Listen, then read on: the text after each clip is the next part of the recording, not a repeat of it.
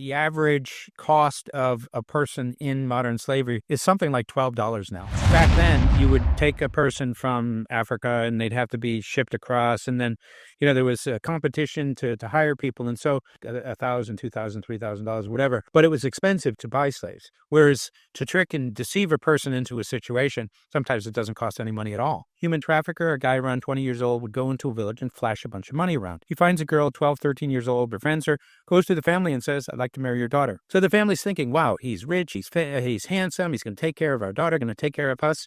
They have the wedding ceremony. And the next day he says, well, I'm going to take your daughter to Kathmandu, but don't worry, I'll be back in 3 months. But that's not what's going to happen. Instead, he takes her to Mumbai, India, to the red light district where the brothels are. He goes to the madam to get the $500 for having sold her to the brothel. The madam then goes into the room where the girl is and says, guess what? Your husband just sold you to me and you're going to be with 20 guys a day, every day, because I say so. The madam then brings out the photograph of the family and says, is this your mom, your dad, your brother? If you hurt yourself, we'll hurt them. In order to make her into a prostitute, it's simple.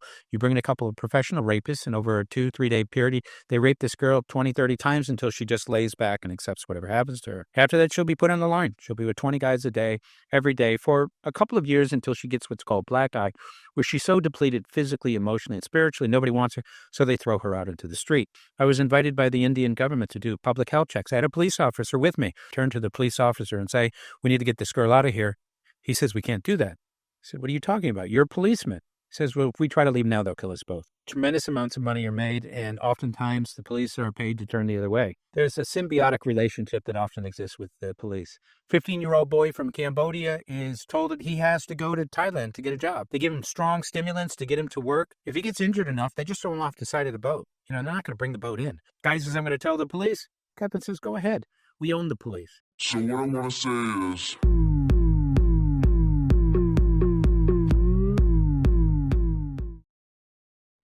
when it comes to slavery, I thought that we were kind of done with everything. Maybe somewhere in Africa, there's still something going on, but I think that the problem is even bigger when the problem transitions into something that is integrated into a society where we don't really notice it anymore. Because if there were people literally keeping slaves in my country, we would want to do something about it. But now when it's kind of under the table, so to speak, right hand, left pocket, it's a lot harder to battle. So today we're going to talk about modern slavery and human trafficking. You've been in this field now for almost 40 years on the side of battling it, not on the... Anyway, there are way more perpetrators involved in this than people battling it. And those who fight against modern slavery have to adhere to the laws and take the path of law. Meanwhile, it's pretty much free game for the criminals. So it's an uphill battle, but not impossible. So my first question is, what's something that people usually don't know, that people don't usually realize or have misconceptions about when it comes to modern slavery, based on your experience? Okay, well, for the most part, people know of modern slavery as human trafficking. Trafficking and modern slavery are pretty much the same thing. And so just to put this into perspective, it's estimated that there's about 50 million people in modern slavery. In fact, there are more slaves today than any other time in history. In fact, there are more people in slavery than there are Canadians or Australians. Out of that, about 23 million of them are people who are forced into marriages basically to work in the family. It's not a loving marriage. It's not a marriage that's based on anything other than once you marry into it, you become a slave within the family. 27 million would be forced labor. And out of that, 6.3 million would be women and girls in prostitution who are forced into that. So a person who is tricked and deceived into a situation where she's taken to a brothel or she's forced to sell herself on the street. And then the other forced labor cases would be sweatshops, fishing boats, domestic helpers, all kinds of other people. But you're right. I mean, the biggest misconception is that, like in this day and age, how could we possibly have this? And it kind of blows people's mind when they hear these numbers because they just had no idea that it was out there. One comment on the demographics: 71% of victims are pretty much women and children. About 25 are just children. When it comes to these formulations, out of 71%, 25% are children. That means that 29% are men. So almost 1/3 of each. So I think that in this way, we kind of push men behind, like they're disposable for whatever reason. I always hear 70% are women and children. Oh, wow, that's a lot. But yeah, but 30% are men. So it's almost equal. Well, I started focusing on the issue of human trafficking years ago. And during the time that I was there, for the first 25 years, it was all about women and children. And the reason for that is because out of the total number of people in modern slavery, because of the moral repugnance of forced prostitution, you have a lot of people who say, okay, that's what we really need to deal with. And so men have kind of been left out of the formula for a long time until the last 10 or 12 years. Out of the forced prostitution, I think it's about 15% of them would men who are tricked and deceived into it. In fact, what we're seeing out of South Asia is a lot of young people as young as 7, 8, 9 that end up in the Middle East and are used for sex. They're on a false pretense. They are brought to that part of the world and then they're used. 15-year-old boy from Cambodia is told that he has to go to Thailand to get a job. His family says, we're poor. You have to send some money back. So he goes to Thailand. He's working by himself, trying to find a job, not finding it. Human traffickers see this. They go up to him and they say, hey, brother, I'm from Cambodia. You're from Cambodia. Looks like you need some help. Let me lend you some money. Okay, well, now that you have my money, you can't leave, but I got this great job. I'm going to take you down to the ocean. I'm going to put you on a boat. The boat will go out for a couple of months. You'll catch some fish. You'll come back. If you have money in your pocket, you're going to be a hero to everybody. So he goes down. He doesn't realize he's been sold on the boat. The boat goes out, but it doesn't come back for 4 years. This poor kid will end up working 17, 18, 19 hours a day, every day. If he doesn't, he gets beaten. He gets tortured. The only food he'll eat the entire time he's there is rice and fish, nothing nutritious. They give him strong stimulants to get him to work. Sometimes as a result of that, you get injured. If he gets injured enough, they just throw him off the side of the boat. They're not going to bring the boat in. At the end of the 4 years, he goes to the captain and says, give me something. Captain says, go away. You're illegally in our country. Guy says, I'm going to tell the police. Captain says, go ahead. We own the police. And there are many, many examples that are like that, where a person loses control of their life. They can't leave the situation because of threats or debt.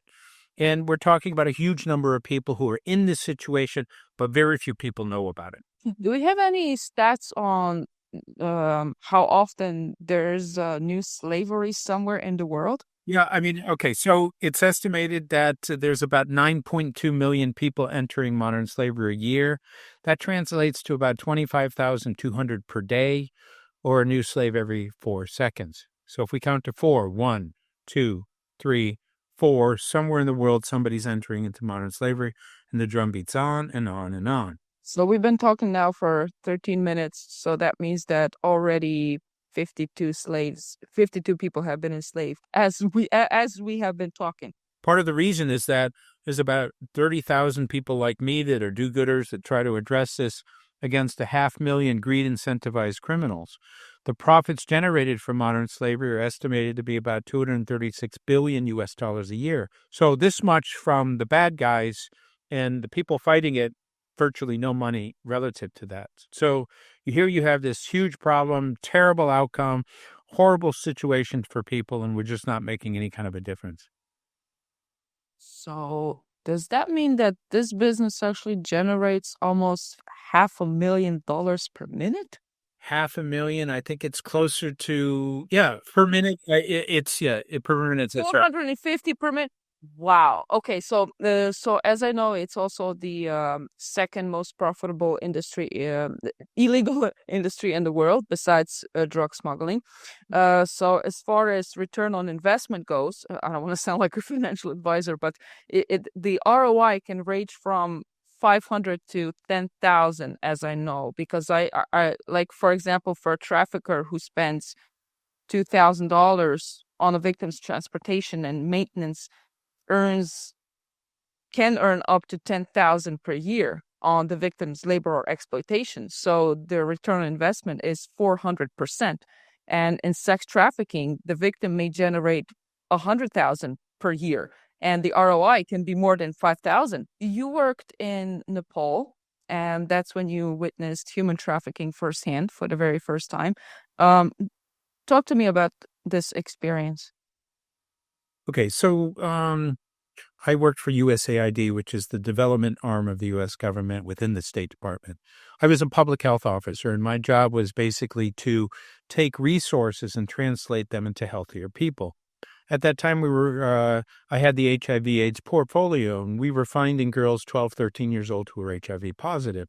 Now, anyone who knows Nepal knows it's a very conservative culture. How would you have that sexually transmitted disease among that young age group? So initially, we thought maybe it was drug transfusions or something, and then we went to interview the victims. And what we heard was a story that was repeated over and over again, and it went something like this. Human trafficker, a guy around 20 years old, would go into a village and flash a bunch of money around. He'd say he's looking for a wife. Doesn't want an urban wife, he wants a village wife. He finds a girl, 12, 13 years old, befriends her, goes to the family and says, I'd like to marry your daughter. In that part of the world, it's not uncommon to get married at that age. So the family's thinking, wow, he's rich, he's handsome, he's going to take care of our daughter, going to take care of us. They have the wedding ceremony. And the next day he says, well, I'm going to take your daughter to Kathmandu, but don't worry, I'll be back in 3 months. But that's not what's going to happen. Instead, he takes her to Mumbai, India, to the red light district where the brothels are. When he gets there, he puts his wife in a room and says, honey, stay here. I'll be back in a few minutes. As she got into this city area in the brothel area, she sees all these people milling around with funny clothes and so. She says, no, don't leave me. I'm scared. He says, it's okay. I'll be right back. He goes to the madam to get the $500 for having sold her to the brothel. He has the gold from the wedding, and he hands the wedding pictures over to her. He then leaves to go to Nepal to do this again and again, maybe 40, 50 times in the year. The madam then goes into the room where the girl is and says, guess what? Your husband just sold you to me, and you're going to be with 20 guys a day, every day, because I say so. You can imagine the girl's shock. No, my husband loves me. No, that's what happened. When she internalizes this, many of them say, well, I'll kill myself before I do those shameful things. I'm a good Hindu girl. The madam then brings out the photograph of the family and says, is this your mom, your dad, your brother? If you hurt yourself, we'll hurt them. So she's trapped in this situation. In order to make her into a prostitute, it's simple. You bring in a couple of professional rapists, and over a 2-3 day period, they rape this girl 20, 30 times until she just lays back and accepts whatever happens to her.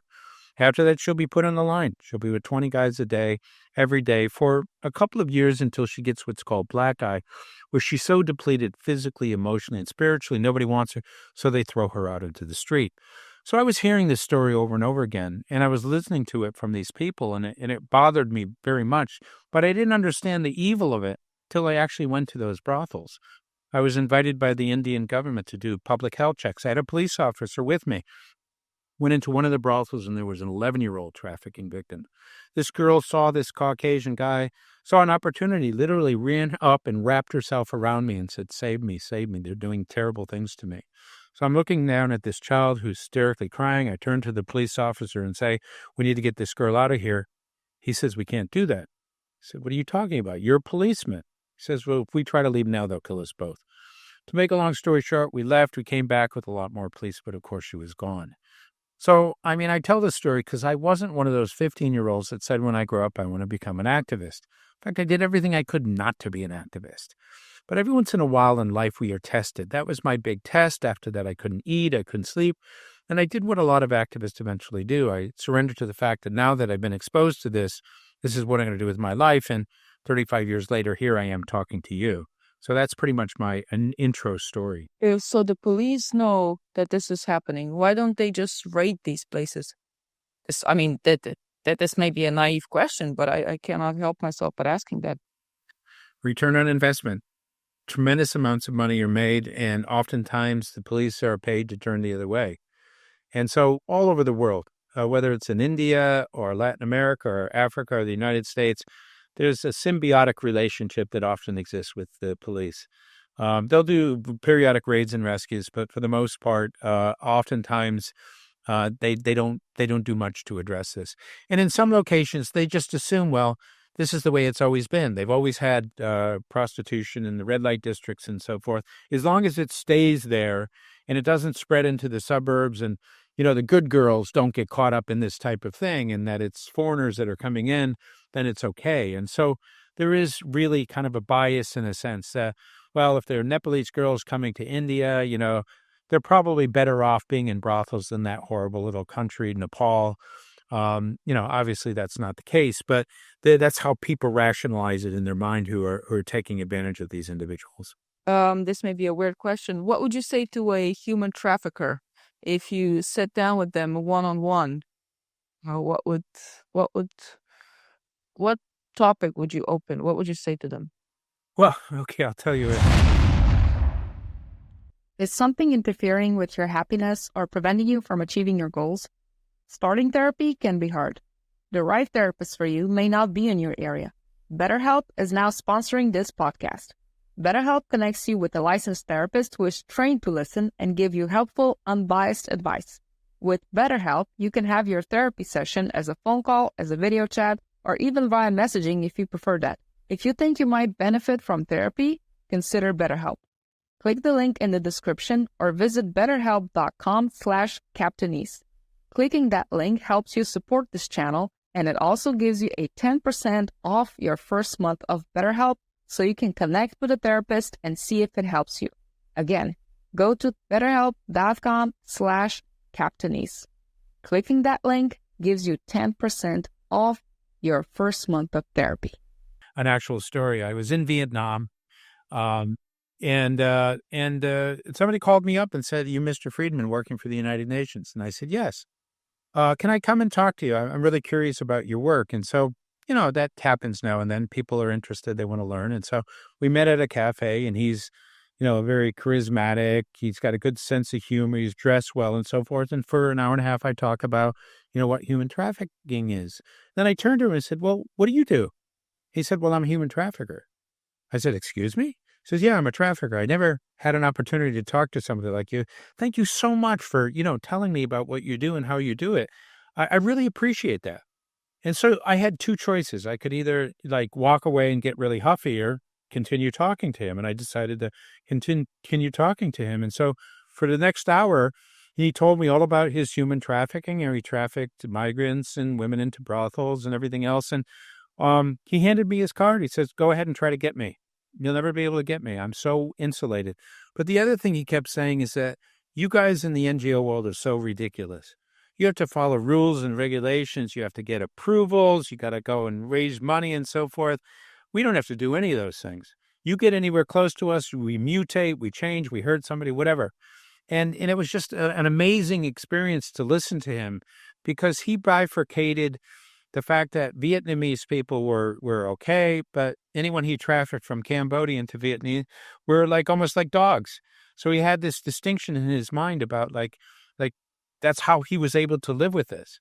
Well, if they are stupid enough to get trafficked by me, they're getting what they're deserving. Oh, and by the way, they're leaving a country and going to a better country. So even though we're exploiting them and doing things, it's probably better than, the armpits that they're living in. It was an amazing conversation to have that. The other thing is that, when it comes to criminals and it comes to businesses, let's say that you have the best business in the world, people are being paid a lot, and then this is really serious human trafficking. It's a continuum. And along this continuum, it gets worse and worse. And eventually you get to a point where you cross over into what's called human trafficking. So out of that worst to just crossing over, there's a certain percentage of people who don't realize that they've crossed over. And you can convince them to go back and fix things and make it better. Now, that's not for all criminals. There are certain criminals that are just so bad that they deserve to be in jail. They're just evil. I mean, I met when in Bangladesh, we would go into the prisons and interview human traffickers. And initially they'd say, "Well, no, I shouldn't be here. I'm a victim myself." But they're narcissists. And so all I'd have to do is point over to Muhammad and say, "He's the best criminal I ever met." And Ali in front of me would say, "Well, I'm smarter than him." And they'd tell you everything that they'd done afterwards. They start bragging about it. This one guy was bragging about how I needed kids to go to a factory, and the factory had these big 50-gallon drums, and they had to take this really toxic liquid and put it from the 50-gallon drums into little containers. And when we trafficked adults into them, their mind would be burnt out in 3 months from the fumes. But if you have a 5-year-old kid, the kid will last for 6 months, and you can manipulate the kid and do more with them. And then after 6 months, they're so ruined that they throw them out on the street. So we get the kids instead of the adults. He said, I hired somebody to be a rickshaw waller to get these kids, and they only wanted 5. And actually got sick that day. Ha ha. I wonder what those parents felt like when their kid didn't come home. And just listening to him talk about this, it just gave me shivers. Because when we hear about the victims, there's compassion and we want to, we feel bad. But when you hear what the criminals are saying, it just gives you a chill. They just don't care. At least this particular person, he belonged to be in jail. There was no remorse. The only remorse he had was that he got caught, and he said that, like, if I went back into the world, I'd do exactly what I was doing before. There's nothing wrong with what I was doing. The world doesn't think it's a good thing, but, I made a lot of money, and why wouldn't I go back to that? There's definitely narcissism and a certain level of pride, which is very weird. It's the same with people who blow up schools and school shooters. Oftentimes, when the media publishes and actually puts them out for everyone to see, this really feeds into their pride. And now it's sort of like a competition of who's going to be more extreme, who's going to get more media attention. So it's a lot about pride and this compartmentalization. I also like to talk about extreme people on my podcast. I'm not turning them into a therapy session, but I want to have a neo-Nazi come up. And I'm really interested in seeing where does your perspective come from? What is it? Do you have, I don't want to evaluate people based on their personality disorder. I don't want to diagnose anyone. I just want to know what is it? Do you think some people are inherently evil? Yeah, I do. I mean, I wouldn't have believed that until I met them. And then I just met people who, there was a guy who was interviewed by a reporter in Bangladesh who admitted to killing 500 women after they used them up in the brothel. They just kill them because they didn't want them to go back and report. And he just talked about it as if it was nothing. He didn't have any shame or remorse or anything else. And when you hear somebody talk that way, I mean, what do you say? That person doesn't have, they're a sociopath. They just don't have any feelings for anybody else. They feel like they can do anything they want. They can compromise anyone. There are just some people that I doubt that there's any way of rehabilitating them. They just are inherently evil. And this is quite contagious because from an individual psychopath, like the extreme version, some of it can also be transmitted into society on a national level by not caring, just like how you described it, that this region in Nepal or nations or institution would just turn a blind eye. So it can kind of be also transmitted that way. Well, let me just ask you a question. I mean, have you ever seen a riot take place? Yes. Okay, so I've experienced 2 riots, and in both cases, everyone's calm and everyone's doing legal things, and all of a sudden, then there's like a spark, and then all of a sudden, everyone's just wrecking cars and burning things and beating and everything else.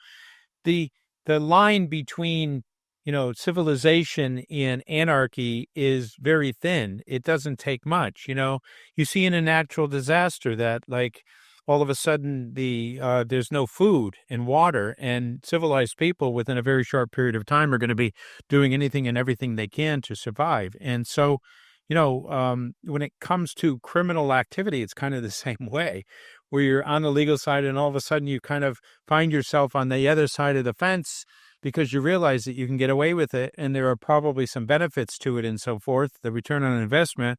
And so you go ahead and do that. And gradually over time, you desensitize yourself to it. You come up with rationales in your mind. And then as a result of that, it's okay.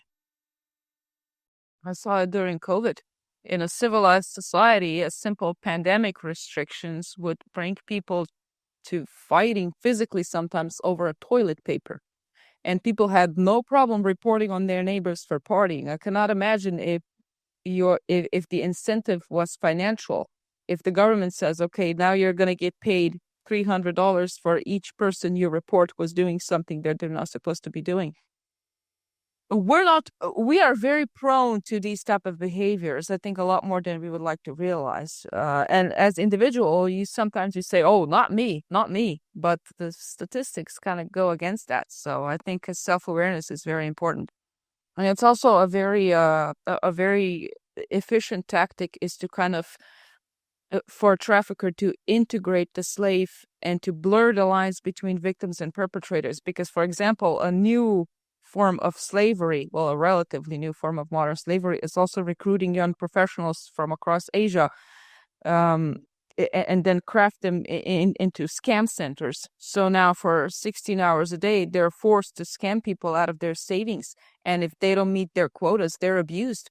So when you're scam baiting, you see victim as the perpetrator. You completely blur the lines because you're obviously very ignorant.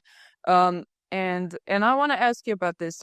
If we look at solutions, I came to realize that not all problems have a solution, and sometimes the devil is good or bad, just as the devil you don't know. So, for example, I came across emancipation of women in the Middle East. There has been a movement, and maybe this is totally outside of what we're talking about, but just to mention it, in war zones, you have women who are obviously not well emancipated, and they have these feminist movements now. So as a result of feminism, you can now join the men and become a suicide bomber. So now you can leave the kitchen and go blow yourself up on the field. So sometimes there's no free lunch. It's either this or that, right? And also sometimes the complexity reveals itself only after you think you've came up with the solution. Have you seen the shift in the methods of recruiting slaves, or basically trafficking people, like from online and to maybe like advanced technologies? I know that there are like job applications online where people can apply for a job as a maid or as an accountant in Dubai, but then when they get there, it's a whole new story. So is there a shift to more like online sophisticated methods? Well, I mean, 30 years ago, people were being groomed through person-to-person contact. And then when chat rooms came in and Facebook and everything, now you can like groom as a sex trafficking person, somebody over a period of time. And you're anonymous and you present yourself as being a 16-year-old boy talking to a 15-year-old girl when, in fact, you're a 55-year-old guy. And maybe you have 6 laptops open and so forth. But I want to go back to the point about the human trafficking at the scam centers. For years, many of the victims have been identified as migrants that are in the lower socioeconomic circumstances, not well educated and trained and so forth. But this human trafficking to scam center, the dynamic is completely different. It's educated, at least with a bachelor's degree, sometimes with a master's and PhD. These young people are tricked and deceived into thinking when they get to Cambodia, they're going to be working in a casino or a restaurant, only to find themselves in one of these scam centers. And as you said, they work 17, 18 hours a day. If they don't beat their targets, they're tasered, beaten, tortured, sometimes killed, sometimes sold back to their family. There's literally hundreds of thousands of victims. And so the dynamic of using social media to recruit people in Zoom in order to interview them before they come, and then to basically use technology to scam people around the world. So the crime is taking place in Cambodia, but the victims are in the United States. Technology is used in order to see that happens. And so, technology can be used also as an antidote. You could go after technology like this if you had the right people working on it. And up until now, that hasn't happened. But we're moving in the direction of trying to uniting the hackers for good to go after the hackers for bad, or the scammers, with the hope and expectation that we can, again, get a foothold on this. Because up until now, the bad guys are winning. Billions and billions of dollars are being cheated out of United States and North America and China and Europe and Australia and so forth. And it's a huge problem. Maybe I will cut this from this episode, but actually, no, I won't. To be honest, I've been studying this material on modern slavery for a while now, and I think I know someone who is most likely trafficked. He has a death bondage to his employer. His working hours are, I've never seen that before. His passport is taken. He doesn't have it anymore. And he told me he paid a lot of money to be here. He works in a Chinese restaurant, and that's near my place, actually. And I'm not really sure what to do about it. Well, does he know that he's been trafficked?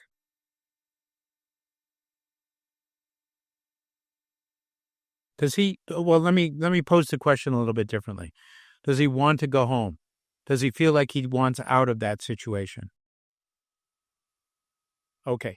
So all of those indicators, even if one of them were there, he would be identified as a human trafficking victim. Now, there are people who will work in Chinese restaurants like that who say, well, I don't have any other choices. I choose to be here even though I know I'm being exploited. They don't fall into my category. If a person chooses to be exploited, then it's on them. But if the person doesn't want to be there and they're held in place, the other question is, what are the implications if he tells somebody about it? Does he have family members that will be hurt? Have they been threatened? Has his life been threatened and so forth? Those are usually the things that hold people in place because let's be honest, if somebody said, well, if you tell anybody, if you run away, we're going to kill your parents, what do people do? You love your parents, you want them to live, you don't know whether they're going to actually act on it or not. So it's really hard to address that particular case. If the person wants out and has kind of a sense that they can get out and there's going to be no implications, then the point is for that person to just go off to the local authorities and say that I've been trafficked. Now, with that comes, a whole lot of administration and, being in a shelter and, the fear that you're going to have retribution and so forth. This is not a simple situation that we're dealing with here. And that's why so few people are actually rescued because of it's so entangled in these negatives and positives being all mixed together. And that's what human traffickers take advantage of. They take advantage of the fact that the system doesn't really work. And the system is slow. And the system sometimes takes a person and throws them right back into the same situation. What do you do in that situation? When it comes to labor migration to the Gulf Cooperation Council, the GCC, these are countries like Saudi Arabia, United Arab Emirates, Qatar. This Kafala system, a sponsorship program that's governing employment in these countries, I'm not impressed with the system at all. But I think it leaves workers vulnerable to exploitation because if you have workers being tied to a single employer, you're limiting their ability to leave without his consent and passport confiscation. But then again, I think India or Nepal actually send workers to the Gulf region. And if they seek help with their embassy, the embassy prioritizes placement of workers into new jobs rather than addressing systemic exploitation. So as I understand, they would give them another job, but the job is pretty much the same. It's the same slavery, different location. Well, I mean, when I lived in Bangladesh, I did a survey, and what happens is for a man to go from Bangladesh to the Middle East, it cost 80,000 taka. For a woman, it's 40,000. So the family would send the woman, and she's going to be working in a household. And she gets into the household there, and she works for a couple of weeks, and then she's approached by the men, and they say, well, you have to have sex with us. And so, she's a good Muslim woman. She says no. She goes to the embassy. And as you say, the embassy says, well, we can send you back and lose everything, but we can put you in another house. She goes to another house. It happens again. Eventually, most of them just succumb. What can they do? They can't let the family down. They just hope that nobody finds out about it. But then eventually what happens is not only are they being used by the families, the friends of the families start using her and so forth. And so some of them come back with sexually transmitted infections. Sometimes they come back pregnant. How do you explain those things? And so this is the type of thing that you face. There's another situation where a person is recruited, and when they get there, there's nobody there to meet them. And so human traffickers will just be at the airports and so forth looking for these people. And then they say, okay, well, we're going to take you off to an apartment and we'll get you settled. And when they get them there, they drug them and then they just use them for prostitution for a couple of months. And then they send them back. And they use them because they know that these women probably don't have sexually transmitted infections. And as a result of that, they're not going to be, the clients aren't going to get it. But ultimately, they probably get it. And then again, they go home and they have to deal with these kind of things. So a lot of these women came back and they lived with this shame. Had nothing to do with them. They were just basically trying to help the family. But the circumstance was just so dysfunctional that they were, in this terrible scenario. During the 1800s, the price of a slave was up to $1,000, usually 1,000. When you mentioned this case with Nepal recruiting these, when a man would go into village and marry a woman and then he would bring it to the madam, how much would he get paid per person? Or he could get paid up to $500, but globally, the average cost of a person in modern slavery is something like $12 now. And the reason for that is back then you would take a person from Africa and they'd have to be shipped across. And then, there was a competition to hire people. And so in relative terms, it's why it was like $1,000, $2,000, $3,000, whatever. Actually would be much more if you calculated in today's money, but it was expensive to buy slaves. Whereas to trick and deceive a person into a situation, sometimes it doesn't cost any money at all. Like we have cases where 15-year-old Chinese girls are tricked and deceived into thinking that they have a boyfriend, and they meet up with a person who acts as their boyfriend, and then he drugs her and takes her off to a motel and takes compromising photos and basically said, well, if you try to go home, we're going to show your school and your family and everything. That's going to, your family will lose face, the shame will be there. And so they don't go back because they are so afraid of bringing shame to their family and so forth. And once they have been spoiled and they have that leverage, then it's really hard for them to do that. So, this situation where people feel like they are entrapped in these circumstances is very real. Then again, there's only so much you can do as one individual. I mean, there is such thing as an activist burnout, where you're emotionally drained by presumed helplessness when you get overwhelmed with the problems that you cannot fix, and it literally stresses you out. So how do you deal with that? Do you use the starfish parable method? Like, how do you help by not getting overwhelmed? Because I see activists in many other fields as well, and some of them are quite literally burned out mentally, physically, literally. They're almost done. I think 3 or 4 times I went into a deep depression, and I, pulled back and I said, I'm never going to do this again. And, what sometimes happens, it's almost like a snake that loses its skin or a butterfly that goes from a caterpillar. You go into a period where you just hibernate and you say you're not going to do it, but eventually you start seeing the articles and listen to the people and so forth. And then you reemerge, but you reemerge with some defense mechanisms that you didn't have before. We do use the starfish parable as a means of, justifying this. Again, if there's 50 million people in modern slavery and we're helping less than 0.5%, as an activist person who wants to see change, that can burn you out simply for feeling like you're not contributing to anything.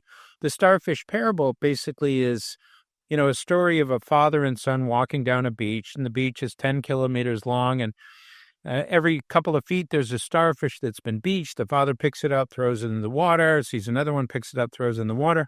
Eventually the son looks at the father and says, well, Dad, what are you doing? This beach is 10 kilometers long. You can't possibly help those all these starfish. What difference does it make? Well, the father turns to the son and says, well, to the starfish that makes it into the water, it makes all the difference in the world. And the point is that we have to celebrate every victory we have. If we rescue somebody, if we help somebody, if we prevent somebody from being trafficked, all of those are victories. And by celebrating that, it allows us to avoid a situation where we feel helpless, that we're not helping millions of people.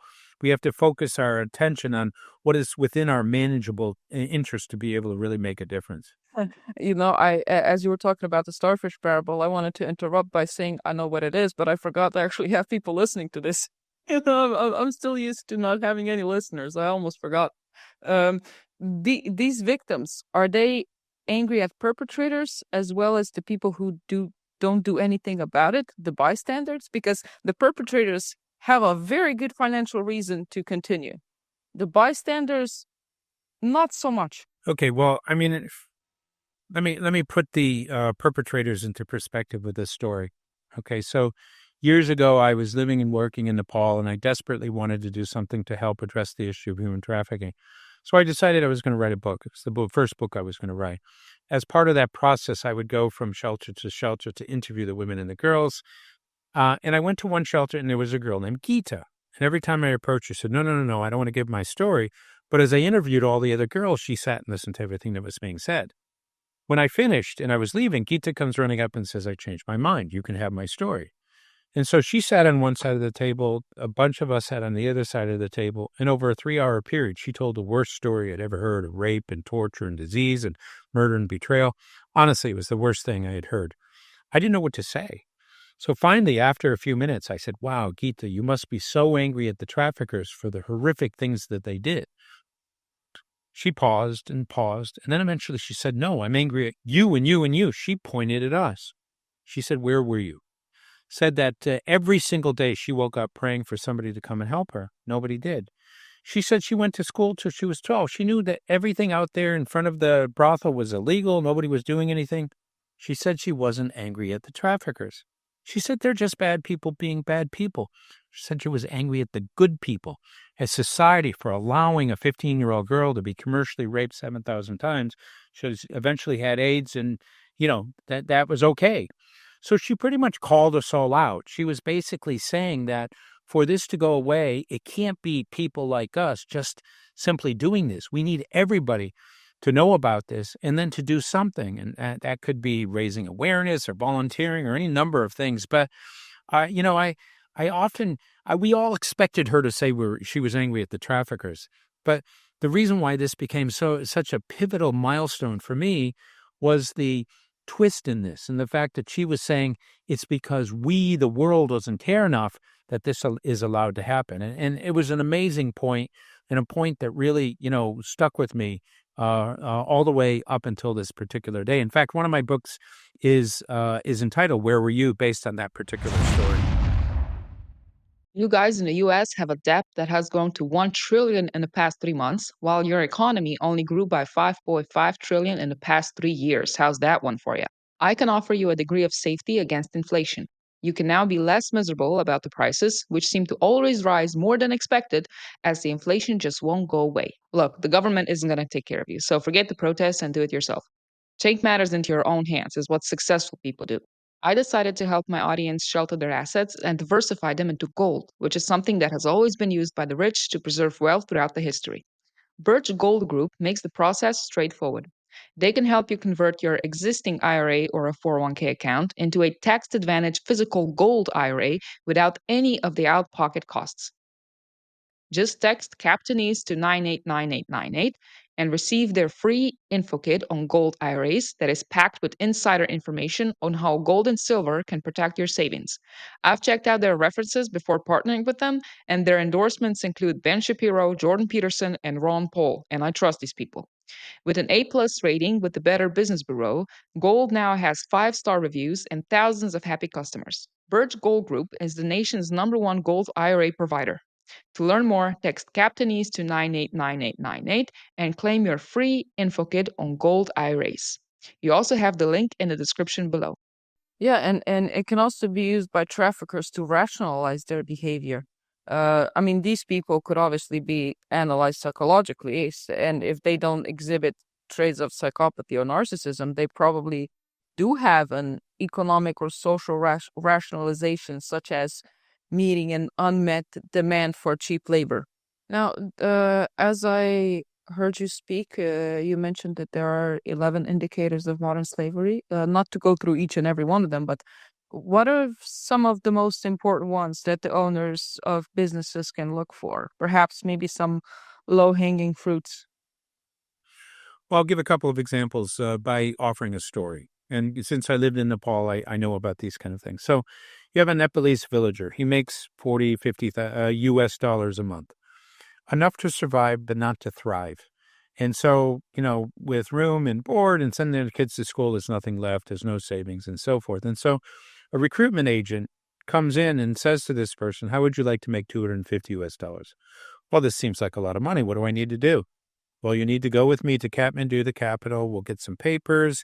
We'll get you a passport. We'll train you. We're going to send you to Malaysia, work in a factory. Life is going to be good. Oh, by the way, you have to give us $1,500 for that process. Guy says, I don't have $1,500. Don't worry about it. We have somebody who can lend it to you. You sign the papers. You can pay it back really quickly. So he signs the paper not knowing the interest and the fees and everything associated with it. So by the time he gets to Kathmandu, it's not 1,500, it's 3,000. By the time he gets to Malaysia, it's 4,500.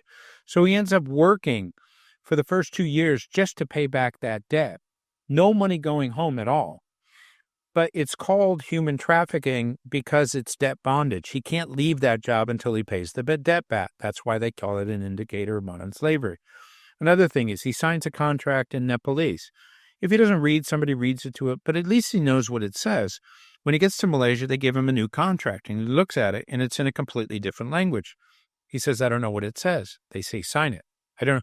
You sign it, we're going to send you back and release everything. Just sign it. So he signs the contract, and it basically cheats him. If he doesn't meet targets, food and board and everything was deducted from his pay, so he's not making $250. He's making $125, and that's used to basically pay the debt. That's another indicator of modern slavery because it's cheating him out of his money. Another thing is that when he gets to Malaysia, they take his passport. They say they need it for a visa, but they don't give it back. So let's say after a couple of years, he said, I just have it. I had enough. I'm going to leave. Give me my passport. The factory says, no. What do you mean, no? Give me my passport. No, you said you're going to be here 4 years. You're going to stay 4 years. Guy says, I'm going to tell the police. Factory says, go ahead. We'll say that we basically don't have your papers. You'll be without papers. You're going to go to the police. They're going to say that you're an illegal migrant. They're going to put you in a remand center. They'll send you back. You'll never be able to travel again. And so all of these are kind of the types of factors that you have that are considered to be indicators of modern slavery. When a factory is being audited, those are the things that they're looking for. And so they'll basically go to the workers and ask questions to try to collect this information. Sometimes the workers are told that if you tell anything bad, you'll lose your job or you'll be punished somehow. And so it's not always easy to get that. But the objective is to find ways of getting as close to the truth as possible. Also, when it comes to contracts, if you have 12 pages, contract with 12 pages, 11 are in your language and they say all the right things, but one is in the foreign language. But what the hell? It's just one page. A lot of people, especially desperate people, would probably sign. That's a very good point. Yeah, I see that quite often, actually. But if you have an Asian worker working in an American company and they don't speak the language, how do you find out if they've been trafficked when you don't have these very clear signs? Or maybe you just want to make sure. Do you have a translator or do you have like other innovative ways of questioning them? Well, we developed a tool that was requested by, the Mekong Club, the organization I run, works with the private sector in a positive, supportive, non-naming and shaming way. We work with banks, manufacturers, retailers, the hospitality sector, and our community comes together on a quarterly basis. And during the time that we come together, we debate, discuss, and identify suggestions on how the private sector can receive tools and so forth. And one of the tools that was recommended was an app called the Apprise app.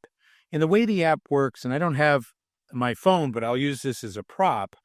On the app, there's flags from different locations. So the auditor goes up to a worker and gets them to press the flag from where they come from.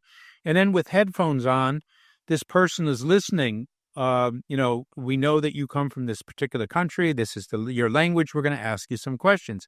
If the answer to the question is yes, press the green button. No, press the red button. So they're standing there listening to these questions with headphones on. Nobody knows what's being said. So even if the manager is there, he or she doesn't see or know what's being said. And those questions are being asked in that person's language. And if things are identified, then you're able to know that there's a problem taking place. Now, the way it works is they would do this for 20 people, and so nobody knows who said what and who ratted out the company and so forth, and that's a way of protecting the people. But this particular tool has increased victim identification by about 25% because it gets closer to the action. And a certain number of these people don't care anymore. They just want to go home. They'll say the truth because they just want to basically have somebody say, okay, we see that you're being exploited. We're now going to step up and help you. A lot of people think that the private sector doesn't care.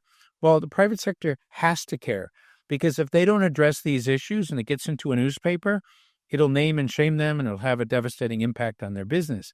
So they fix things.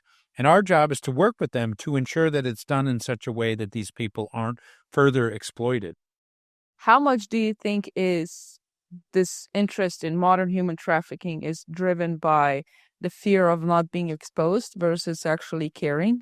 Have you ever had a feeling that low-key a large percentage of business owners are actually quite willing to turn a blind eye to this because of the profits? Now, there are three things that companies are looking for: profit, prestige, and growth. And if they're identified as having exploitation, all of those are compromised. So big companies will do anything and everything they can to avoid it. Now, having said that, within a supply chain, you have the tier one where you assemble the product, and then let's say it's a running shoe, they put the running shoe together. Then you have factories tier two that are the rivets and the shoelaces and the sole and the textiles that feed into that. And then you have the raw material that feeds up. So up until recently, legislation has never mandated that you look at anything other than tier one. But the California Transparency and Supply Chain Act and the UK Modern Slavery Act and Australia say that as a big company, you have to look at every aspect of that. So there are companies that have been cheating people for a long time, but they've never been audited. And as a result of that situation, nobody's ever stopped to see whether there's a problem.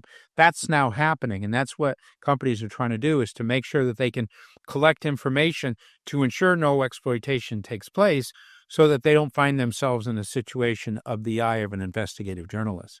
So maybe the motivation for some is to protect the business, but irrespective, by protecting the business, it also helps to ensure that workers are protected as well. That's true. And there are more and more incentives. I think that at some point there was an idea to label products saying there is a risk that this product may be a product of modern slavery.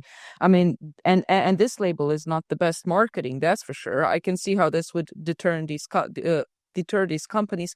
As a company, if you're buying from a sector that may be contributing to modern slavery, what are the bells and whistles about this today? Are there certain products that are just more highly at risk? I know that palm oil or chocolate or products like this, is it about the product that you can be suspicious of, or is it about some friction in the supply chain that is kind of like a bells and whistles for this risk?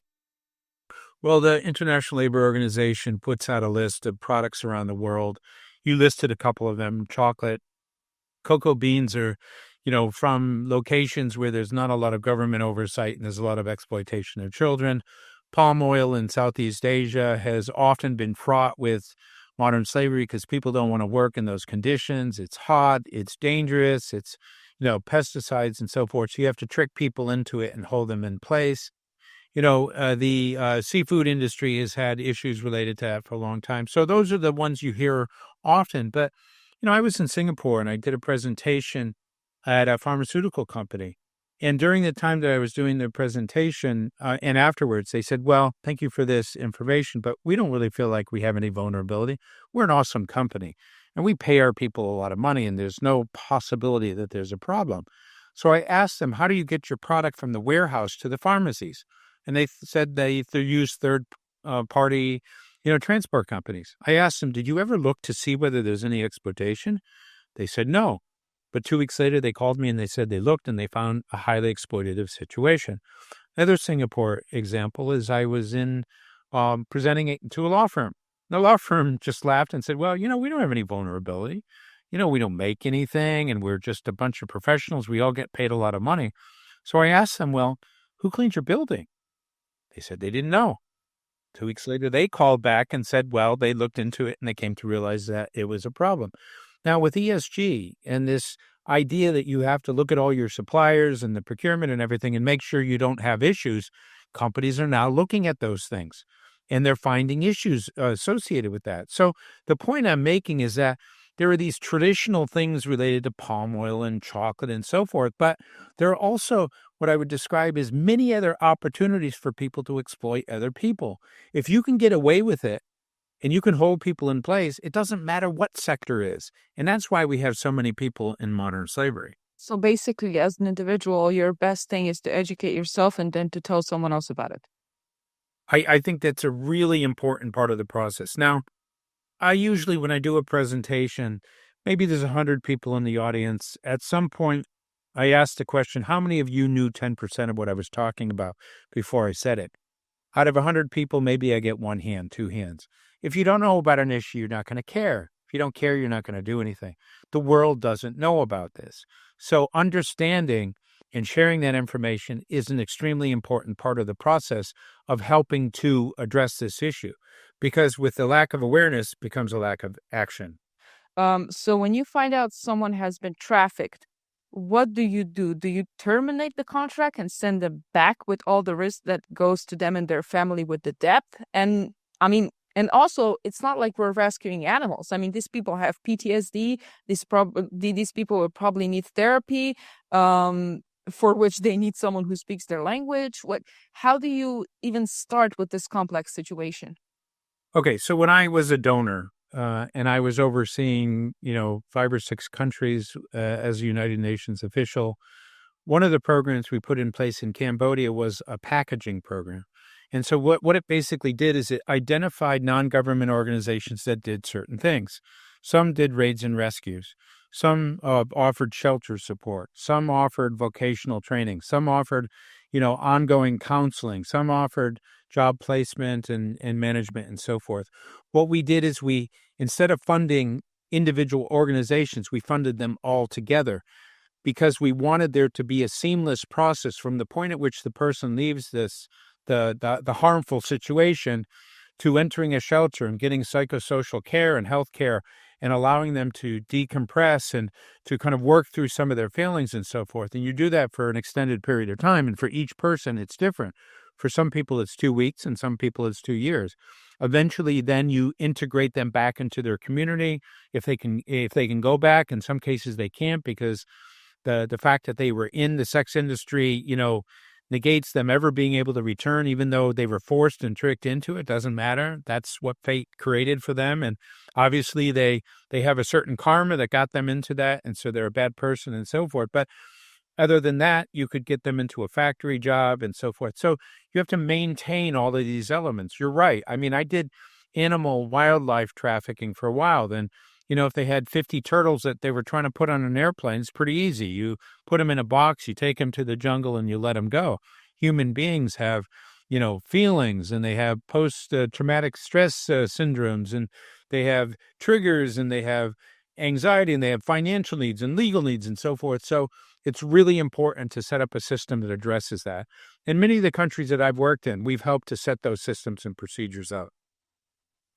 So if we take an example of like a smartphone, which are sometimes produced using material that's sourced from forced labor, or cobalt, if that's pronounced right, which is like a key metal for batteries. That's frequently mined by children working in mines. What can an individual do? Who do you question about the product? Where do you go? Well, I mean, okay, so the question that is often asked to me is, which company should we not go to? Which are the bad ones on the naughty list? I can't answer that, because there are some companies that are called out, but it doesn't mean that all the other companies don't have their own problems. Until we have an objective way of looking at all companies, how do you know which are good and how good? So people say, identify the bad companies and have a boycott. Don't buy from them. My philosophy is to use what's called a boycott. A boycott says don't buy because they're bad. A boycott says find a company that's doing everything humanly possible to protect their supply chain from any modern slavery or forced labor. And they overtly talk about it, and they talk about their systems and procedures and what they're doing, and reward them for that proactive approach. So, with ESG, what's now happening is big companies are being scrutinized from the environmental side, the governance side, the social side, which includes labor and so forth. Eventually, maybe we will have that naughty and a nice list. But until we have that, I can't give you a list of bad companies, because I just don't know. Nobody knows. Talk to me about your company. What does it do, and where can people find it? So we're based in Hong Kong. As I say, we work with the private sector in a positive, supportive way. We have an association. We work with some of the largest companies in the world, banks, manufacturers, retailers, the hospitality sector. These individuals meet on a quarterly basis to discuss the topic, and then based on that, they offer suggestions on what the private sector needs to protect themselves. And so the Mekong Club builds apps, dashboards, or provides training or provides consultation.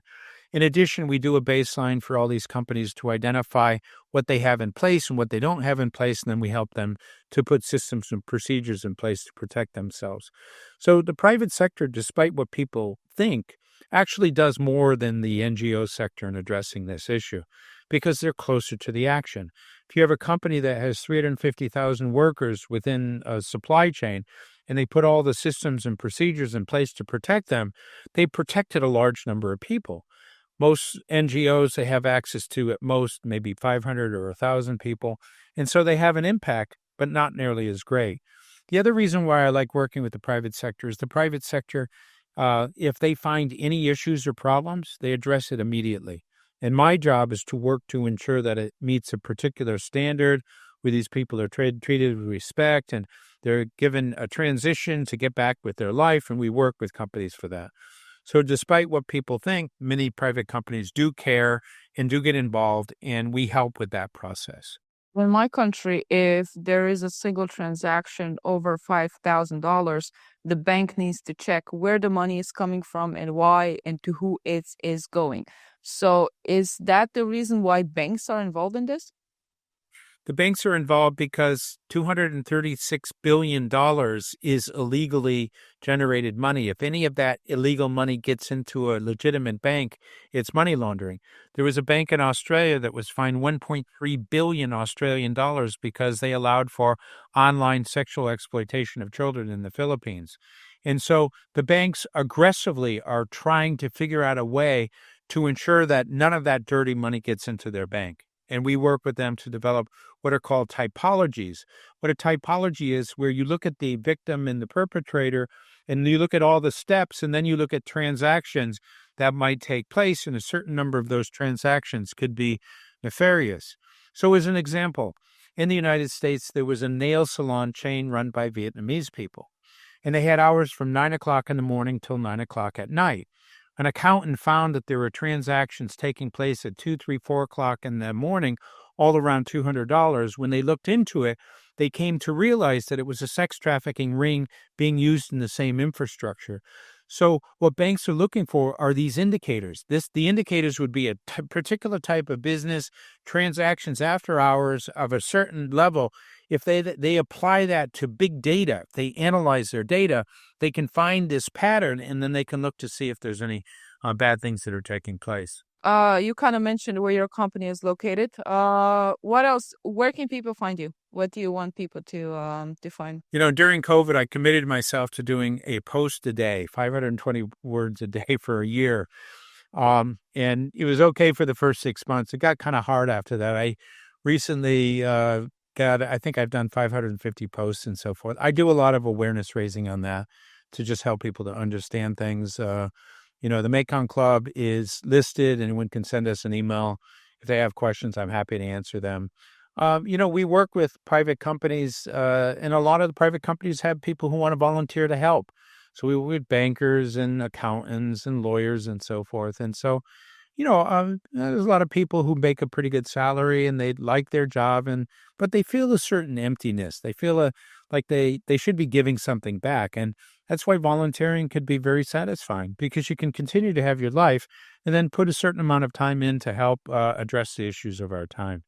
That could be legal, it could be writing, it could be awareness raising, any number of things. Actually, my youngest volunteer was 9 years old. This girl saw me in a documentary, and she reached out to me and said, "I want to help." And I said, "Well, you're 9 years old." She said, "So what?" I said, "You're 9 years old." She said, 9-year-olds are the new 16-year-olds. Well, let me help. And so I said, "What do you think you can do?" She said, "I can find anything on the internet." So I had a couple of second-year law students from a Ivy League school. I gave them an assignment. They couldn't find it online. I gave it to this 9-year-old. Like 3 days later, she gave me everything I needed, because that was her God-given gift. we all have gifts. It could be public speaking. In your case, you're a great podcast, facilitator, and you're using that gift in order to raise awareness and so forth. If you apply that gift to volunteerism, it's like a win-win because the organization benefits and you benefit as well because you're using what it is that was your skill. So, I mean, I often encourage people, if it's not human trafficking, figure out what your thing is. Could be animal rights. It could be climate change. It could be bullying. It could be any number of things. But figure out what your cause is and then step up and get involved because in all of these sectors, we are underperforming, less than 5%. And the only way we're going to get beyond that is if we, the people, step up and get involved to help take some responsibility because we live in this world. And as a result of that, we should be accountable for doing something. It's funny that you say that because the reason why I started this podcast was because I felt like I'm a very super unproductive member of the society, very counterproductive actually. And in my head, I was like, okay, I have a sort of a criminal mindset, so I either channel this to something positive or I'm gonna end up somewhere bad sooner rather than later. So I'm so happy I chose this. All right, well, thank you so much for coming on this podcast.